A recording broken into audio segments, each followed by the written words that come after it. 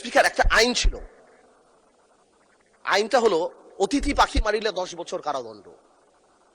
একজন এক বাড়ির মুরগি আরেক বাড়িতে চলে গেছে, ওই লোক জবাই করে খেয়ে ফেলছে।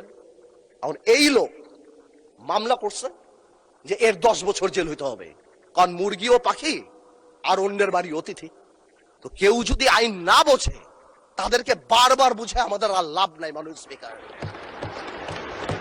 বারবার বলেই যাচ্ছি, this is void ab initio।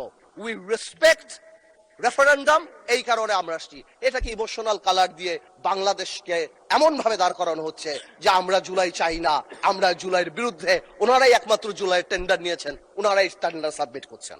This is so unfair. July জাতীয় সদস্যের 2025-এর ভবিষ্যতের পথরেখা, আমি আগেও যা বলছি এখনো তা বলছি, আমি আগেও বলি না, এখন সবসময় বলি যে যেই সংবিধান জনগণের কথা বলে না, জনগণ সেই সংবিধান ছুঁড়ে ফেলে দেবে। বাট যেটা আমরা সংশোধন করতে পারি, যেটা আমরা ঠিক করতে পারি সংবিধানের মধ্যে থেকে, আমরা সেটাই করব। আর এই ভবিষ্যতের পথরেখার আরেকটা কথা বলে দিতে চাই মাননীয় স্পিকার, এই পথরেখায় আমরা সবাইকে সাথে নিয়ে চলতে চাই এই পথে, এবং যখন চলতে চাই আমরা গণতন্ত্রকে আপলিফট করে চলতে চাই।